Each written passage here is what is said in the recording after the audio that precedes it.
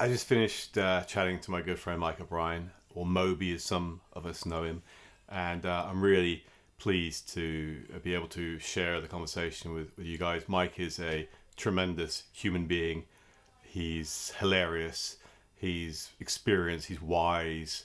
He's crazy in many ways, but he's really, really, really good at what he does, and he's building mini mics in his business and in his culture and his organization. So I really hope you enjoy our natter. We talk probably every week at least, and we're WhatsApping probably 3, 4, 5 times a day as well. Mostly at the moment with silly memes, but he's a great guy, and I hope you enjoy the chat that we had. So I'd like to welcome Mike O'Brien, who's agreed to sit down and have a chat with me. This is weird because me and him have chats quite regularly, so it's quite nice to have an opportunity to share some elements of our chats. For those of you that don't know Mike, he's an entrepreneur, he's a CEO, an extreme sports enthusiast with his boarding, skating, and mountain biking, becoming an electric vehicle adopter for cars and bicycles, and also one of the humblest and most human humans that I know. And we've known each other for what, about 15, 20 years now, something like Yeah, yeah, something like that. that. Our paths have crossed uh, as a sort of service provider for me when I was at another bank, or a couple of banks actually, as it turned out, and you on the other side of it. But I'm very happy to call you a mate now, and I have no professional relationships with you whatsoever at the moment, which is fine. But I hope to work with you again in the future. But I thought we'd start off and just get your view, like who are you and what makes you tick? Yeah, well, Mike. Yeah, I'm an IT guy. That's what I'll always say. Do lots of other things as well, sort of IT guy and a enthusiast around, do-it-yourself culture about things. We were just chatting earlier about if you're into doing a thing, like if you're into skateboarding when you're a kid, you might build a skate park because there isn't one.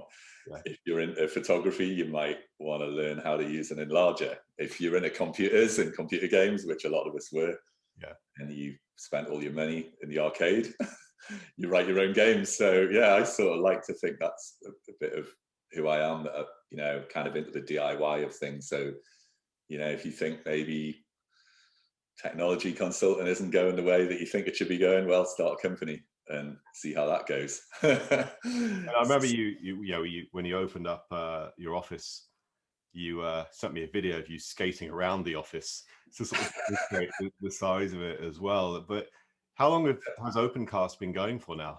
It's been going nearly 9 years now, and I think the germ of it being a thing's probably 10 years.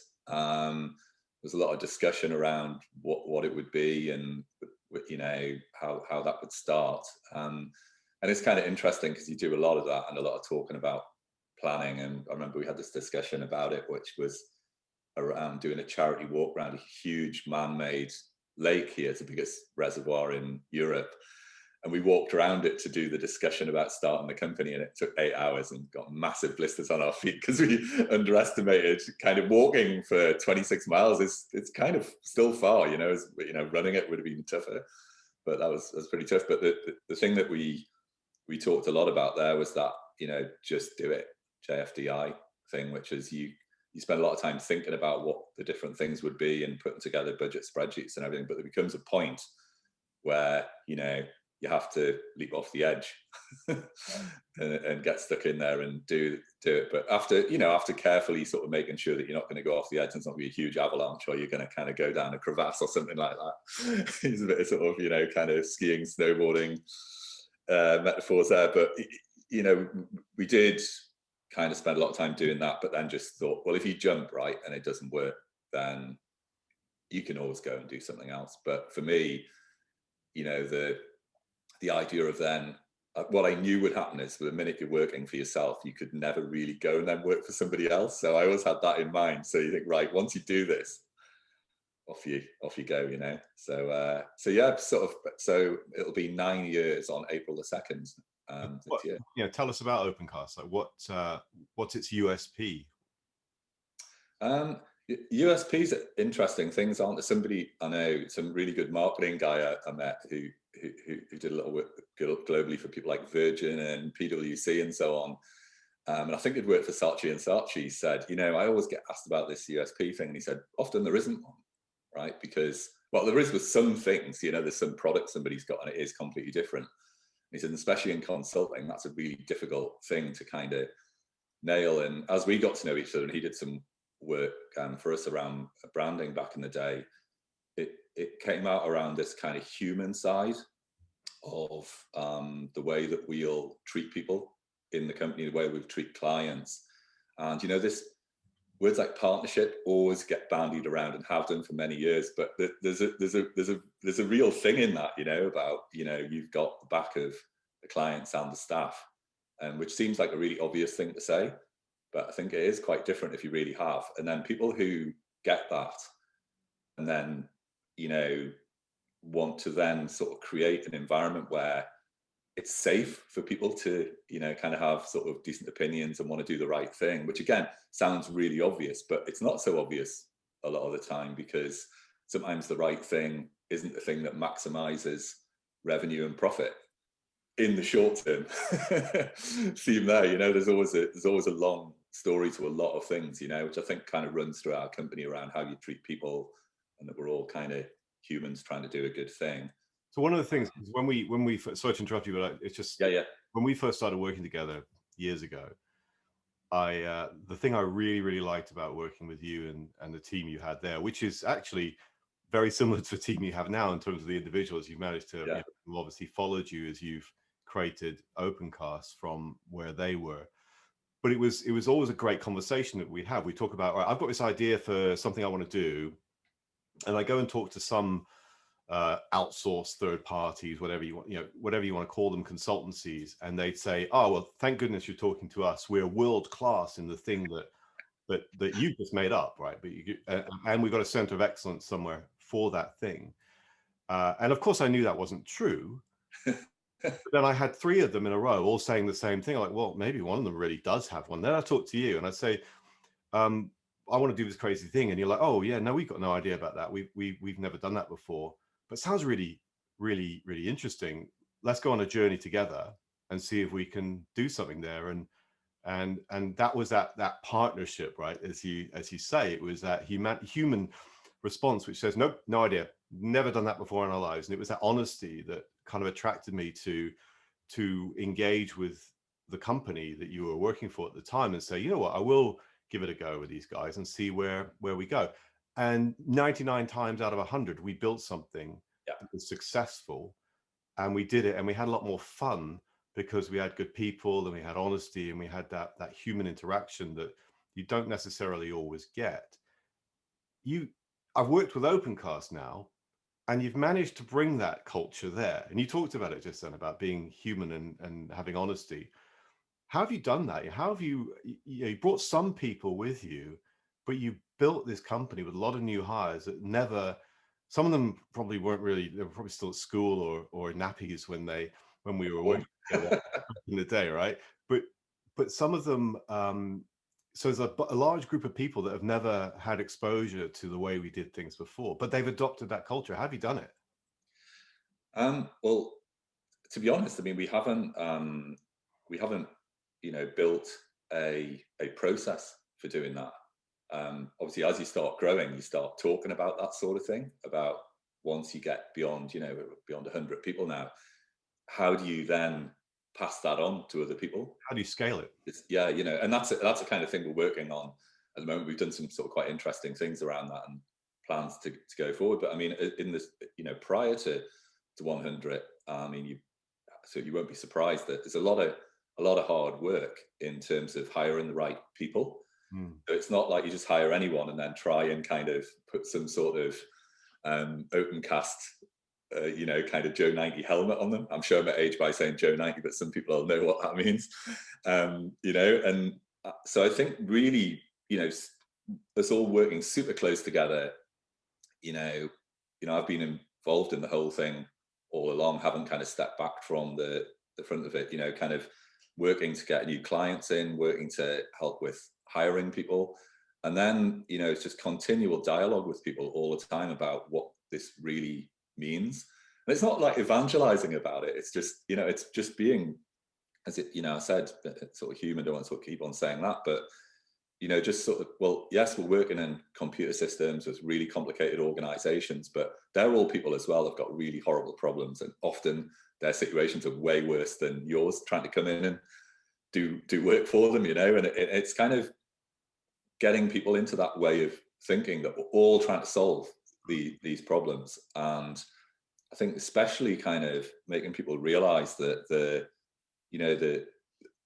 client folks have got a really hard job to do, and they absolutely want someone to come and be their sort of trusted friend in this, and then be straight up with them.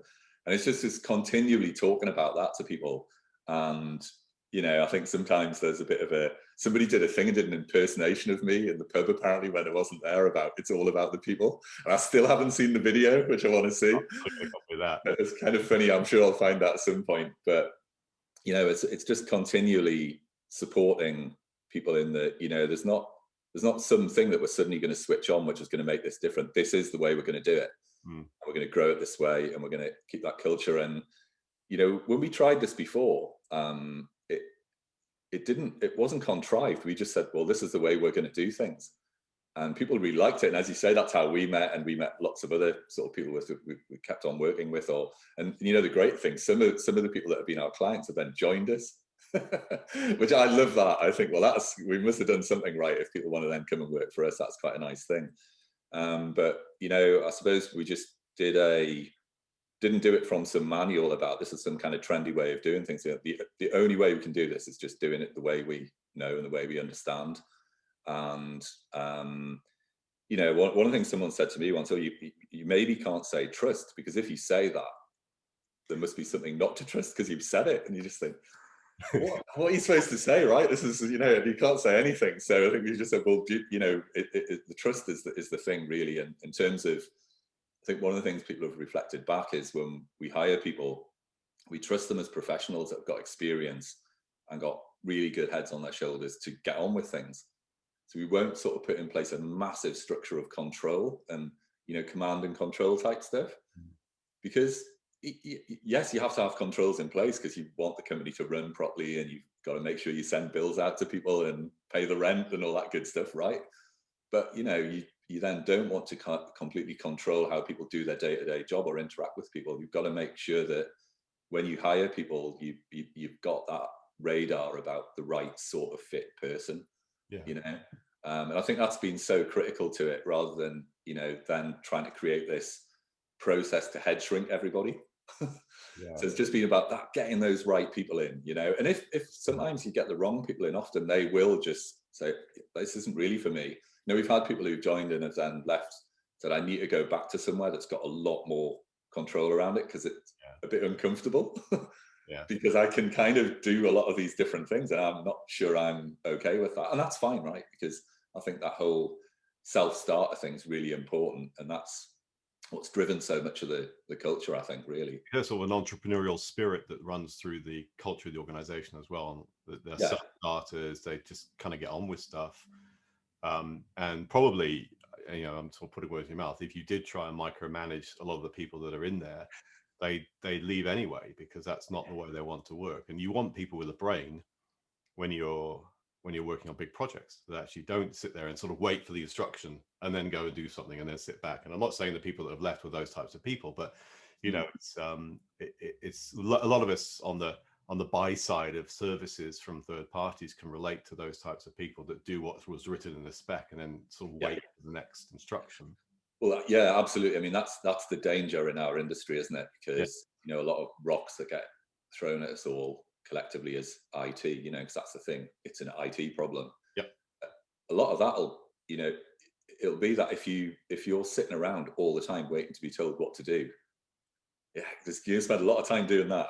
Yes, particularly with lockdown. We're in lockdown 3, so we've gone through 2 lockdowns and a bunch of tier 27s, etc., where we're not allowed to go to offices.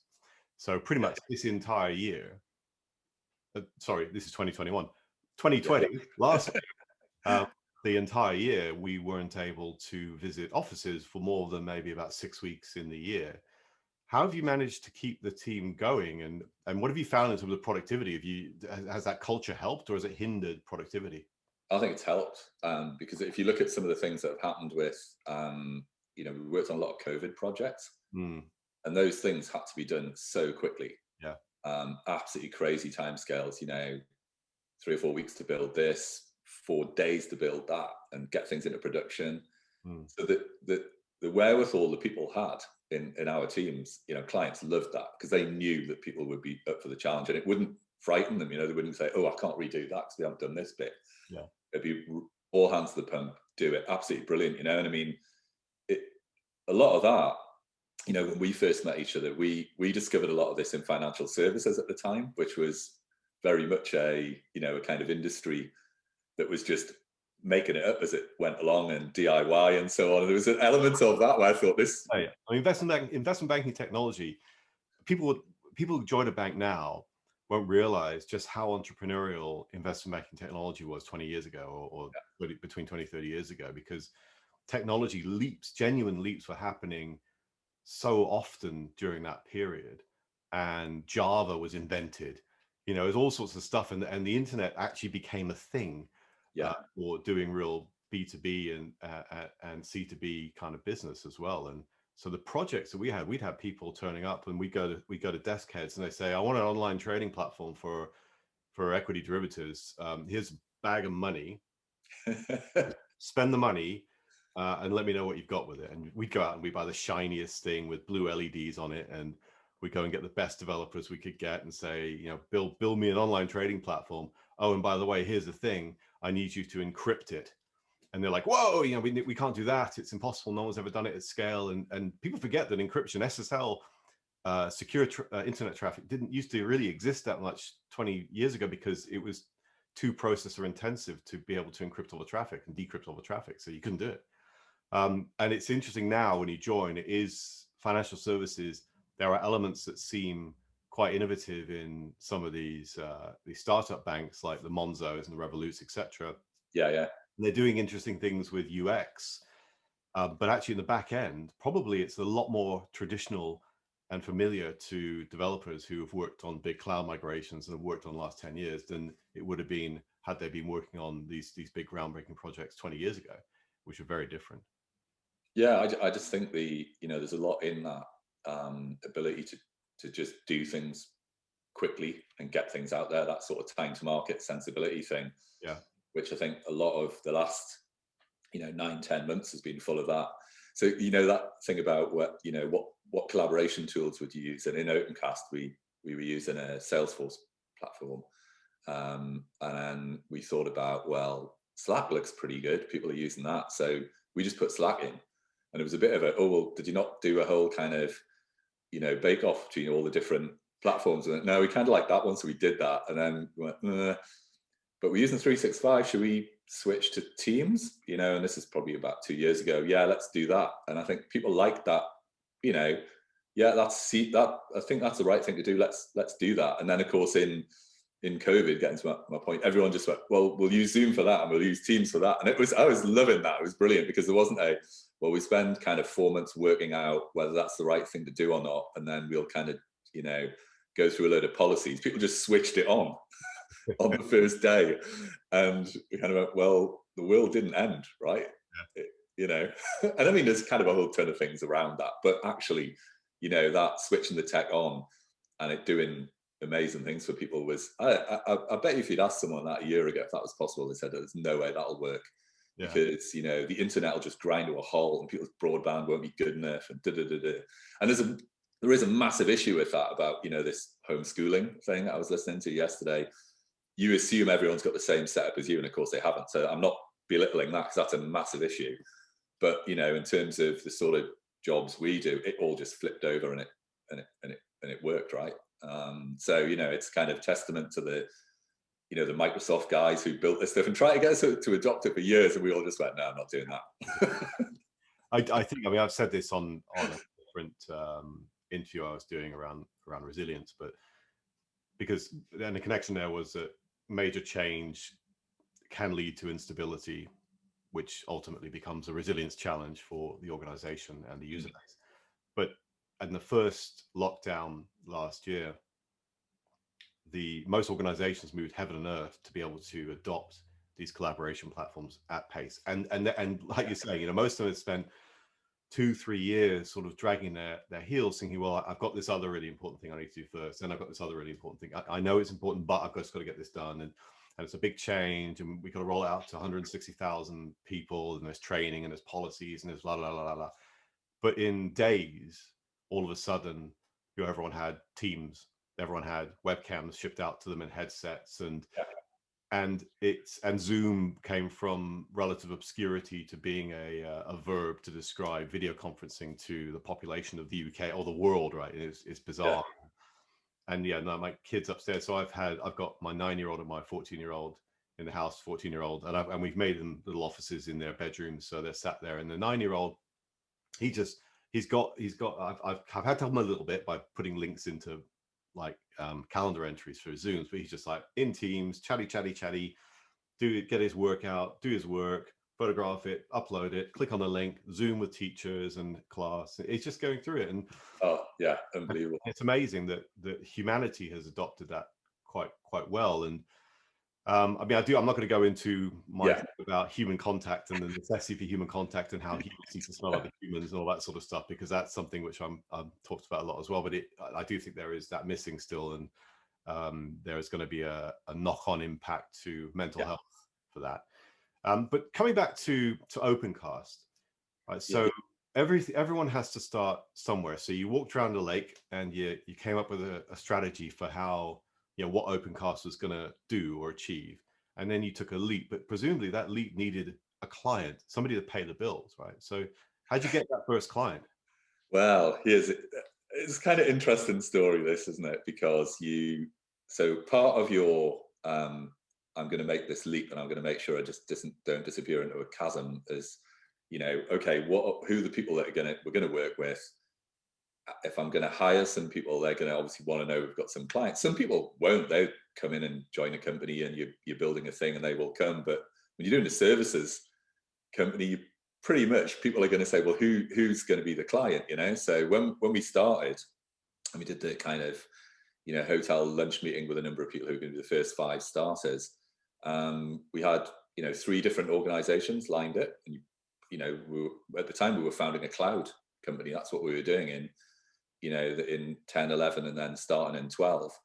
And, you had Salesforce, and, one of the biggest tech companies in the world. So you couldn't bet against that. And, partnered with them before, and we're looking at doing a bunch of things for them. And then we had sort of 2 other organizations as well, which were, kind of huge enterprise cloud firms. So, you've had as many conversations as you can, and you're working for somebody else. You can't sign a contract or anything like that. And so you make the leap, and then you're on the other side of the cliff, as it were, and then you start working with these people, and then you're trying to get the work going.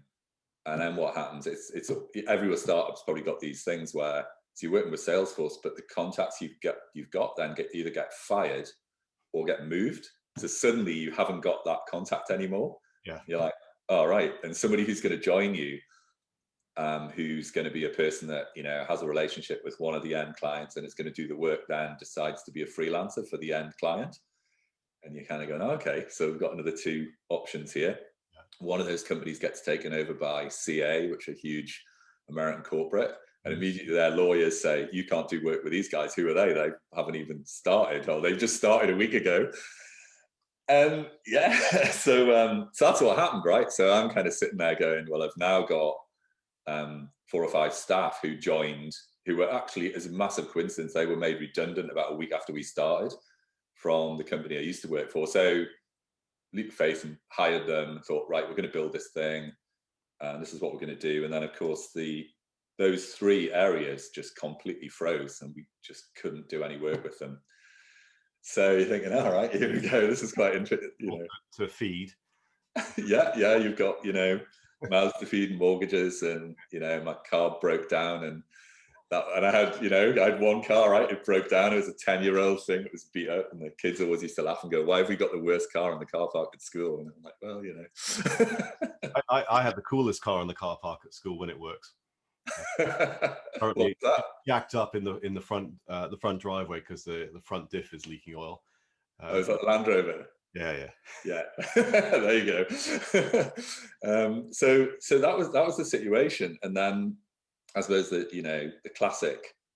There's the whole look, but you make your own look because you do good work with people and you're good to people, and you've got you've got lots of contacts. There's this whole network of things over your whole career. Um, business. we we got a call from a massive global bank. It said, "Hey, we need to build this cloud platform, and some regulations have changed, and we now need to kind of test that all of our staff have been trained to sell this particular product." And da da da da.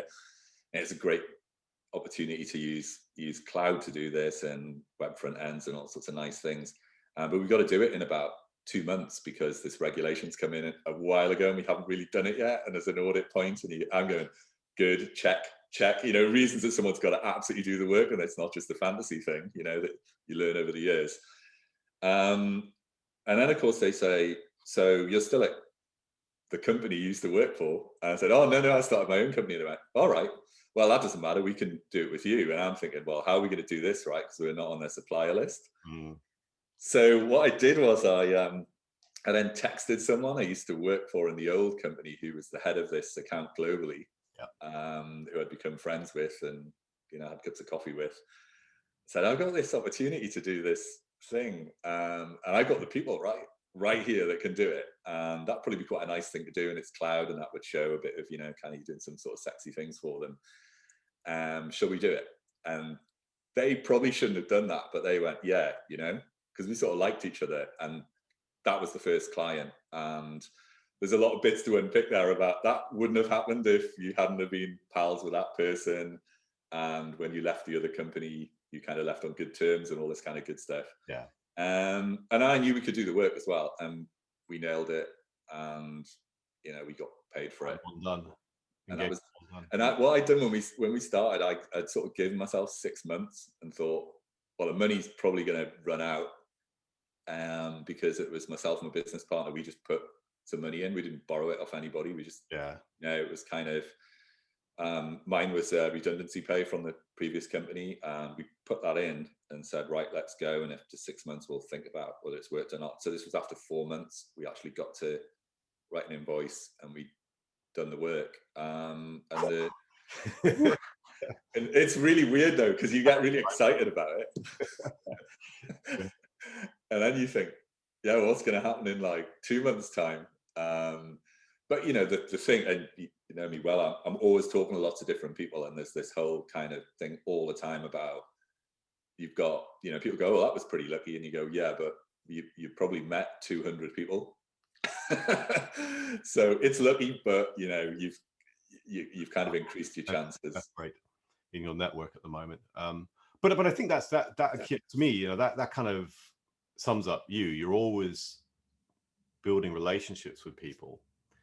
And when you go and do exec coach stuff, they'll talk about the trust equation. And they'll say that, the trust equation really on the top part of it has this intimacy, which is a big part of it. And then the bottom part, I'm going to get it wrong, so I'm doing it for everybody, but it's sort of selfishness, if you want to put it simply. And so if people perceive you to be self-centered and focus on just you, then that takes away all the evidence of doing a good job and how well they know you at the top. So if they don't know you well and they think you're selfish, you have no trust. Whereas I think through the relationships that you build, you build that intimacy with people. And I don't mean in a kind of sexual way. I mean, well, maybe you do. Maybe that's how you get some of the other jobs for one of the other companies. But you kind of you build this relationship with people because actually I think you like people. You find people interesting. You want to know what, kind of like exploring humanity's diversity. And then people don't see you as being motivated by that. Whenever I've had a conversation with you, and I've never felt a professional conversation with you, I've never felt that you're sitting there just with like dollar signs and pound signs just behind your eyes, right? Just trying to see how much money am I going to make out of this conversation. Whereas in some sales forces, you get that, right? You get that when you're having a conversation with some of the some consultancy firms or some software companies, that they're just sitting there going, how much money am I going to make out of this potential deal? Is this going to be my £1 million ticket to Yeah. get me to buy the second Tesla or whatever it may be? But with you, it's sort of like, this is a really interesting conversation about some really cool stuff, and hey, it might work out and we'll make some revenue out of it. So that to me is the benefit. That's kind of what you bring in the way that you're wired, and that's the culture I refer to in your Mm. organization at the moment. And as you said, it's a challenge to scale it, but building relationships, intimate relationships, and being credible in delivery, and clearly not being focused on purely the bottom line. There's the intellectual element of it as well, I think, is that secret sauce that Mm. you kind of have, right? And some of the, I mean, some of the stories you told me about building relationships and where it's led to are just hilarious when you think about people just going about, like, general sales is knocking on people's doors virtually or physically and coming in and going, here's my PowerPoint and we're amazing.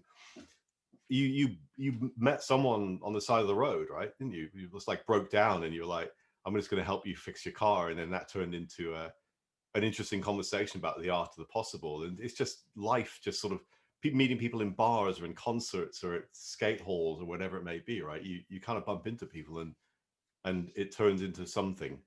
Yeah, well, the interesting thing about that is when I met my business partner, one of the first conversations we had was around that, and he said to me, "Oh, have you ever read that piece about the strength of weak ties?" And I went, "No, what's that?"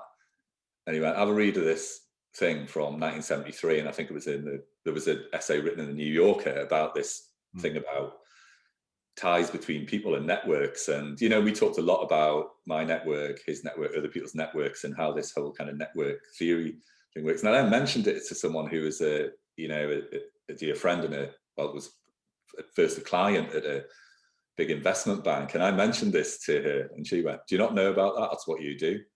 And I went, "All right." And I read this thing and I went, "Oh, this is really interesting." And it was just about, I mean, there's a ton of things about it, but the thing I picked out of it was that, and my business partner said this as well, that you'll have this fascination in people, what they do, but not with some sort of end goal of trying to work with them or get some money out of them.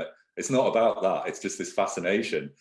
And then when lots of that happens, then often you can connect people around things. Yeah. And that's not out of you connect them and there's some brokerage deal and you get something from it. That's not what, and we both do this thing. And as we sort of realize, not that many people do it, but when you meet other people who do, or people who, join the company who be on the development side or the consultancy side, actually do that in their own world. That's a really interesting and powerful thing. That almost, well, why would you give somebody that bit of code, or why would you help somebody get that job if they're not paying you? And you go, well, it doesn't compute for me. I'm kind of, well, you just do that, right? And then if you're good at doing a thing like developing software or other things that you do, there's some opportunity will appear that then you can make money out of doing that, and you can sort of run your life, because you kind of need to get some income from somewhere to do those things. But it's tricky, right? Because people kind of go, well, how does that work though? But you can make it work. And I know a lot of people that do this, and then you see people who will be, it'll be thinly veiled, because it'll look like, oh, well, that's a sort of cool thing to act like that. But actually there's always but anyway, what's the kickback? And and you kind of go, no, that's not what you do, right? That's not what people like us do. I don't think we do that. And I think there's the person who I mentioned, actually, when I was working in, the interesting world of investment banking, which you would imagine, well, there's a place, how does any of that work in there? But I think it does. Said to me, "Oh, I think this is really interesting, because it's like some anti-sales thing," is the term. And I heard someone using it in our company the other day and said, well, there's some anti-sales thing to bottle here, because guess what? We can do lots of really good work and we get paid for it, but you're not trying to just hammer that down people's throats, the sales thing. It's, and I think professional services, that's the thing, right? It should be more about that, about trying to figure out really what are you trying to do for the other people. And sometimes it's better to, get introduce that person to a different person, Yeah. not because there's some revenue line, but it's just that person can help you, right? That's Yeah. what you should go talk to them. And I know it's tricky, right? Because then when things scale, then how do you stop that? Then how do you stop turning it into a machine because of the governance you need to put in? Yeah. But I think it's fascinating journey we're going on now, because we're going to try and find out how you do that, right? Yeah. And it is, you go into startup to scale up. It does, you've seen some of these tech startups lose their charm, lose what made them, I guess, enjoyable to work with, and kind of funky to use their software or whatever it may be, and they're not cool anymore. They become the very thing that they were trying to battle against. I mean, Google is one of the famous kind of example of that, where they set up to be, against the man and don't be evil and all that sort of stuff, and then now their fingers are pointing at them, saying you're evil and you're the man and all that sort of stuff. And I do think that there is a way for companies to achieve the goal of maintaining their humanity while scaling. Yeah, there aren't that many examples of companies that have managed to achieve it. Well, so we had a walk out. You do lots of walking meetings. We were asking before about how do you keep this whole thing connected. Well, there's a lot of this, but then walking meetings with people. Have a walk if that helps. We're a bit geographically challenged, but with the team here, we've done things like that. We go and you do your one piece of exercise, and you do it with another person at 2 meters, but you're seeing the person, and that's quite interesting. We had one today, which was a 45-minute in the freezing cold of Northumberland with the sun coming up. One of the discussions we had was about this, Apple, Google, Amazon, that were the cool kids, and Amazon and Microsoft were the bad guys. And then suddenly,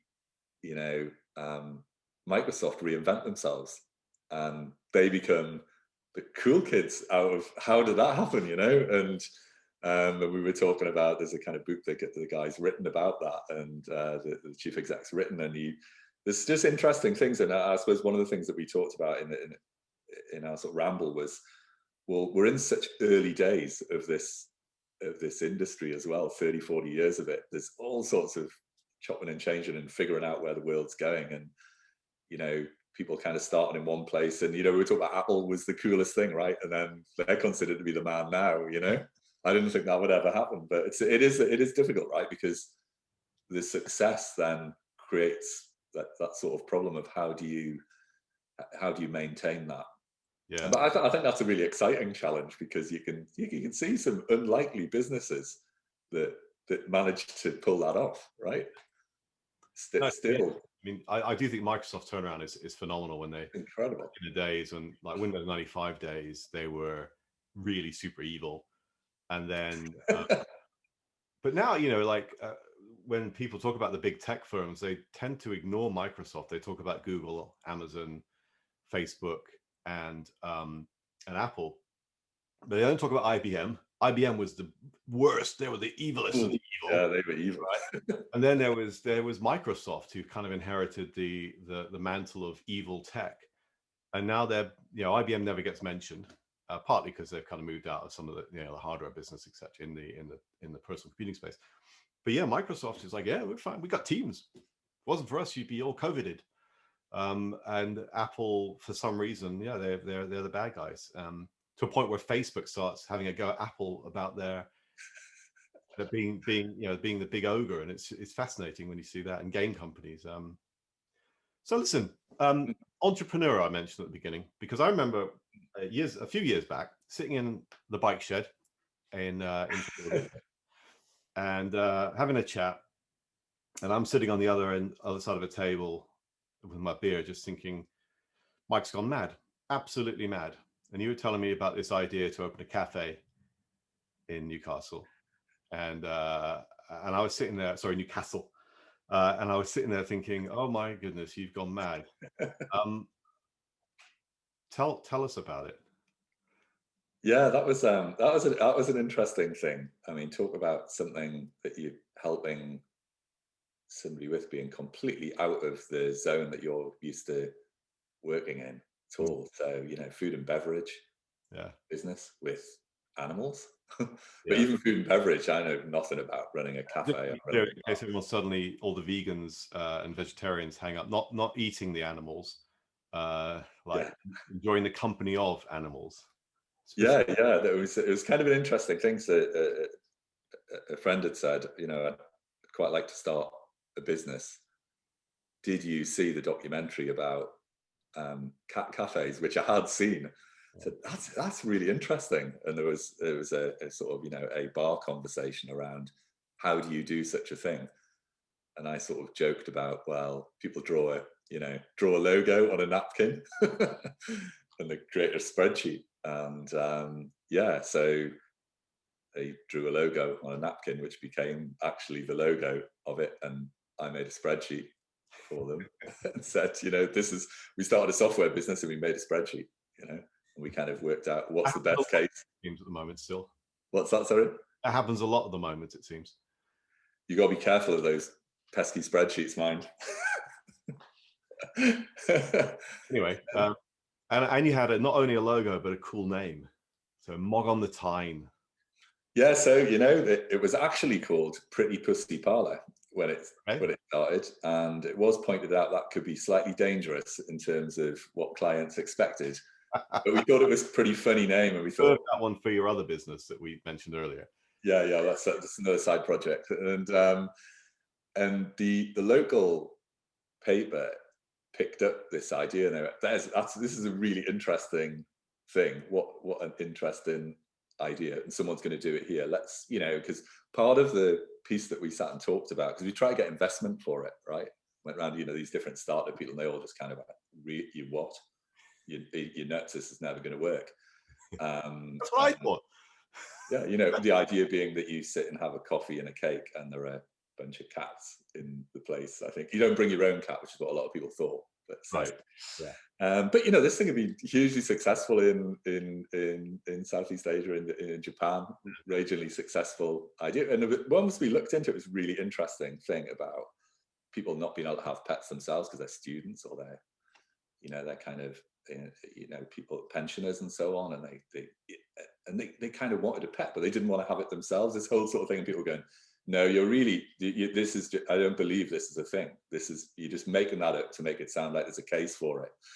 And the more we sort of looked into it, I'm sure there's something here that people kind of have this.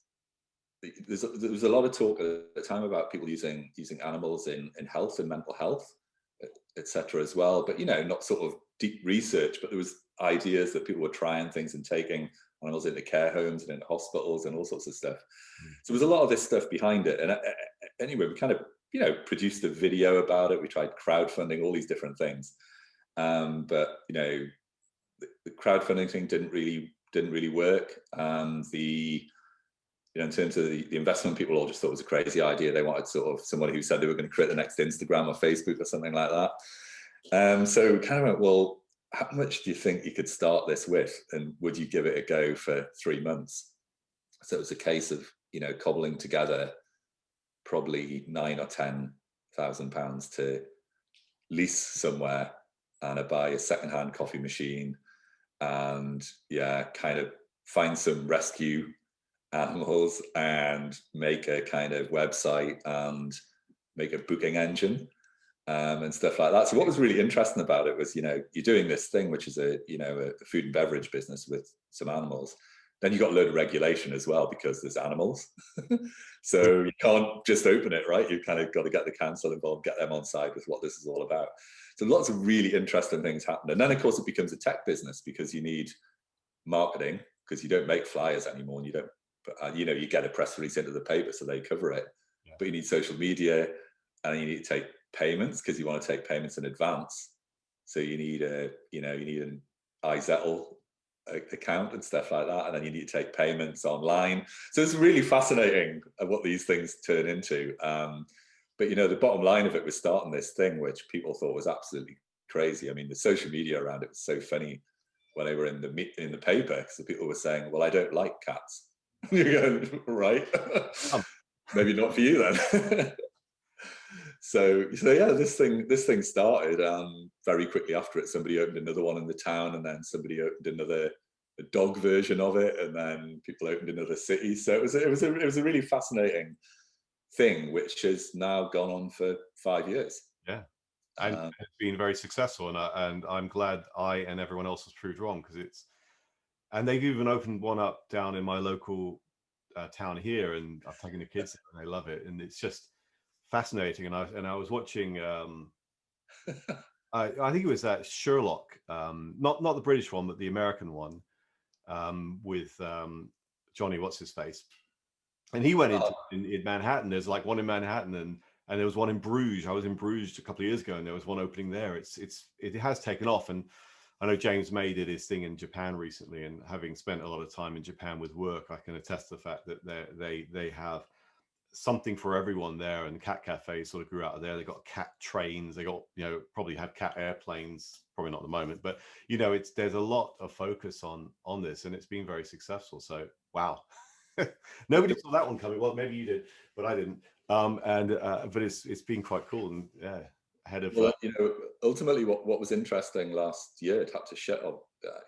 Like a lot of businesses had to shut, and two completely unrelated people, one of whom wasn't even a customer, started a fundraiser for it and raised more money than was used to start the business to yeah. keep going, which was just amazing. I mean, it was a kind of thing about people really love this thing, and have kind of taken it to their heart. But then people just did this huge fundraiser, and when it's been shut, people have then battled to be able to take the cats to live in their house, and then of course trying to get them back is a real challenge for the people who are running it.